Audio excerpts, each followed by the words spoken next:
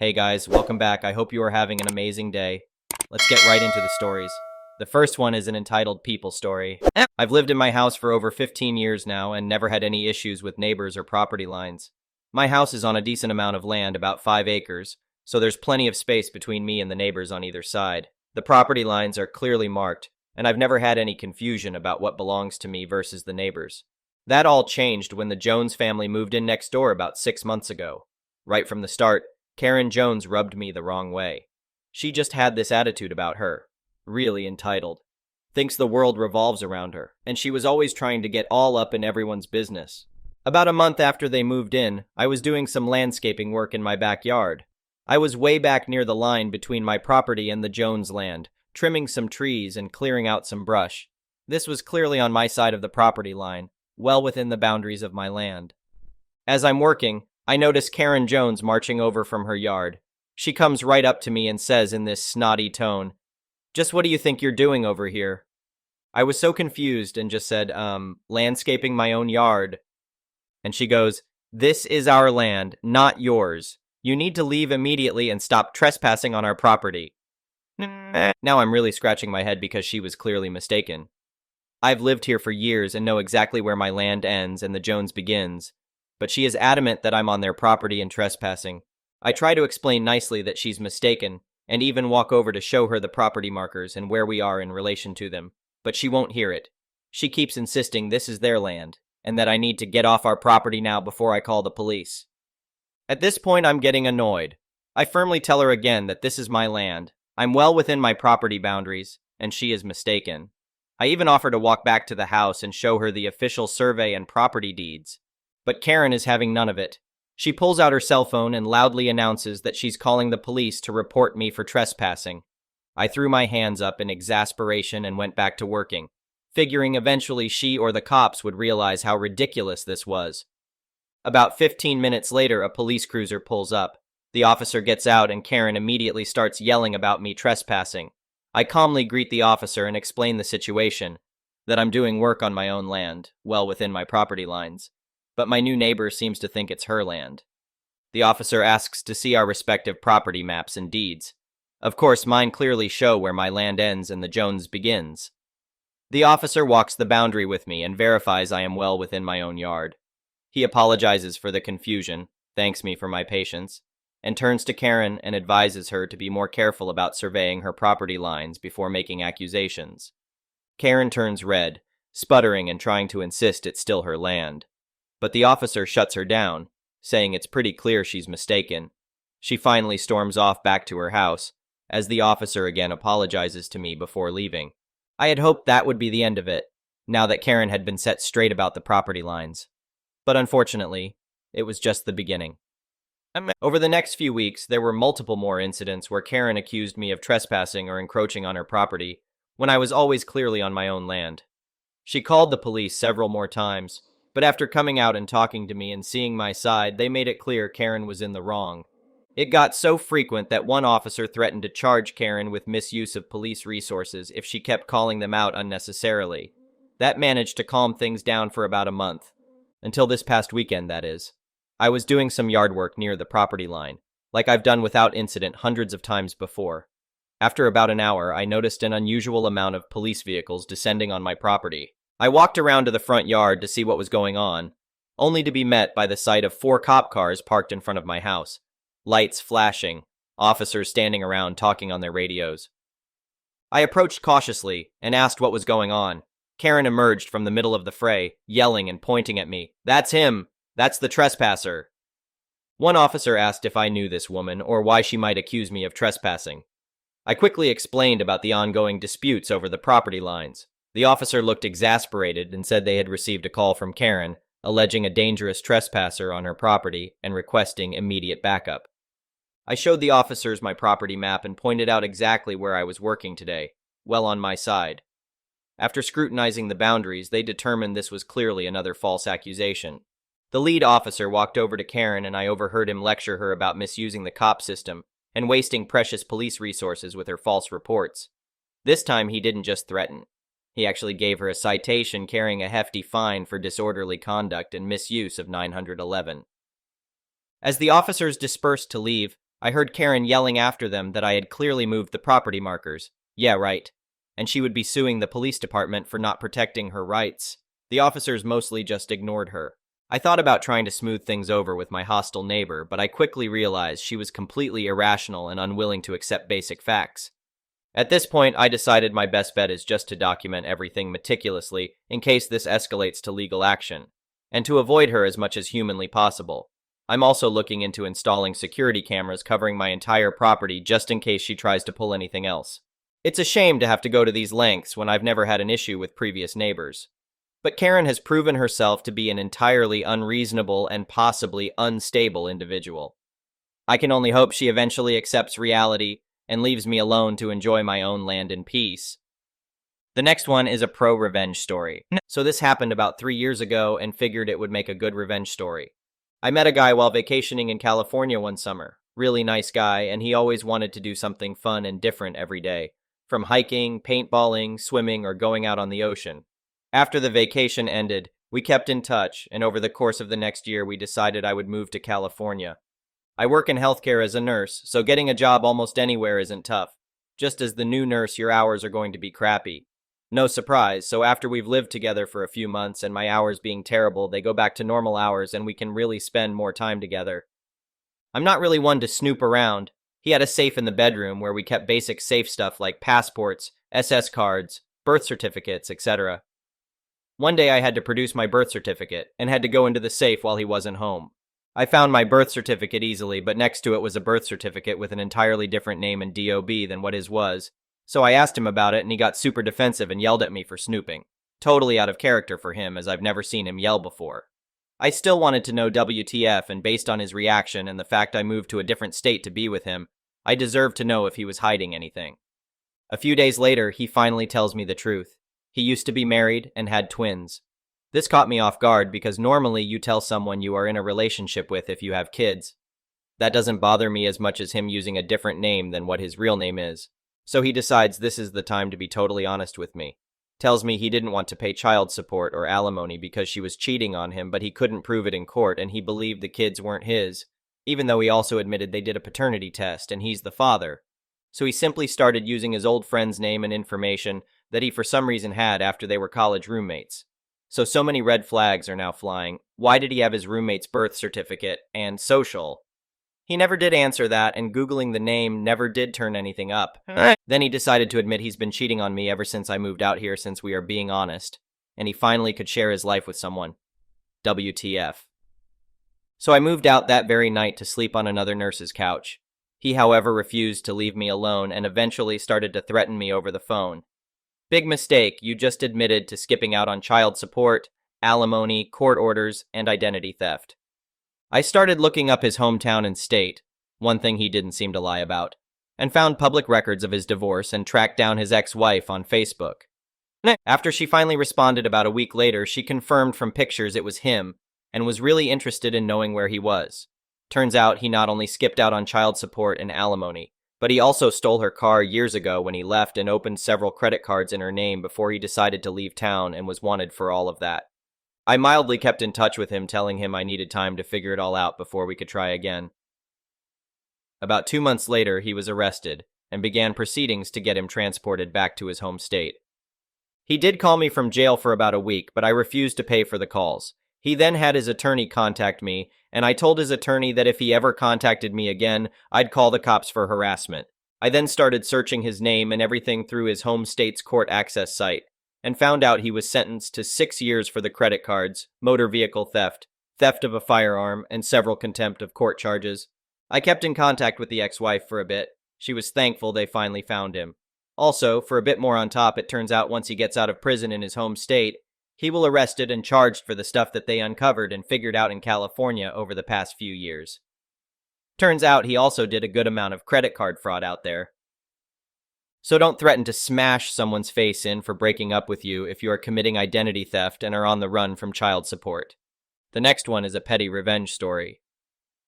Neighbor's son Garth graduated college about this time last year and got his first full-time career job at a company. He's in the IT department of a branch office and does IT things. Total number of employees at this office is around 20. Some are sales, some work in the office. Karen is the office manager. When Garth first started, there were 3 IT people. They had an office in the basement away from the rest of the employees. This suited Garth just fine. He's a quiet, introverted young man. Highly intelligent, but he's not a social person. Would rather spend his time off gaming than live interaction. As you can imagine, he's not a big kid. Maybe $1.50 after eating a big steak for dinner. The other 2 IT people eventually move on to other jobs and corporate doesn't replace them. Now Garth has 3 times the work without receiving a raise. Garth voices his concerns to Karen about workload and call-outs, and he gets the standard feeble corporate responses and condescending lecture. I don't know why he didn't quit then, but he stuck it out, hoping to eventually be recognized for his worth, etc. Whenever I spoke with him, he'd say how bad it was working for Karen. But his saving grace was he was in his solitary office most of the day, and did not have to have much contact with her. Until one day back in February. He got a phone call from Karen telling him to come upstairs. Upon arriving, he's directed to start moving furniture around. Garth takes a look around and tells Karen his job does not call for moving heavy objects. Karen gets loud and calls his manhood into question in front of everyone, but Garth does not budge. Life changed for Garth after that. Karen had decided to make work miserable for him. She started repeatedly writing him up for whatever she could think up. Here comes the petty revenge. Garth starts snooping and discovers that Karen is having an affair with a married co-worker. Their work phones are synced up to the computer system which Garth has access to. Garth has created a mass corporate email with various screenshots of the sexting. He rigged it to be sent out today, from her own email account.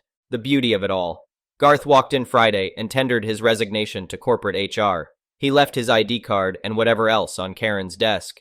Karen made a big deal of shouting to Garth as he was leaving to not let the door hit him in the ass on the way out. When the email is sent out, they may well suspect that Garth was the perpetrator, but they'll never be able to prove it. I can only hope Garth's revenge is sweet and spectacular. The next one is a malicious compliance story. 3 years ago, I was working in a popular local cafe in the middle of a big city. Obviously, there were a lot of customers during rush hours, and of course the usual Karens. At the time of this story, I was just finishing my training to be fully hired. The manager, Steve, was an utterly obnoxious person who was overall very disturbing. He'd tell us to do something, then change his mind while we were halfway through it. Anyways, he wasn't exactly competent, but we were low on staff, and the owner desperately needed a manager. So this one day I'm just clocking in, and I see my first clients are a bunch of kids, and their Karen of a mom. Yes, she had the haircut. The following conversation ensued. Karen, what are your muffin flavors? Me. We have naming all the muffin flavors.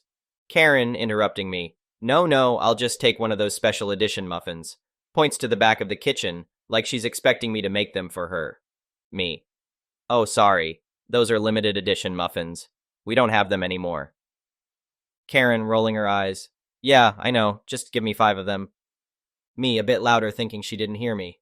We don't have those anymore, ma'am. I'm sorry. Karen, just give me them. What's wrong with you? Get me your manager.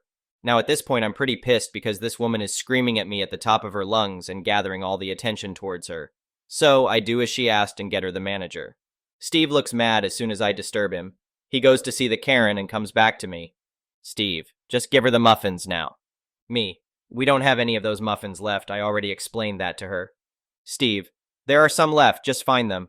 Me, where are they? I'm positive we don't have any left. Steve, I don't care about your opinion. Just find them already. Ask others to help you find them if you're that dumb. And don't go back to that lady or any other clients until you find those muffins. Me, thinking about what he just said. Okay, sir, I'll give her the muffins. Steve, that's better. So I go and try to find them everywhere in the store.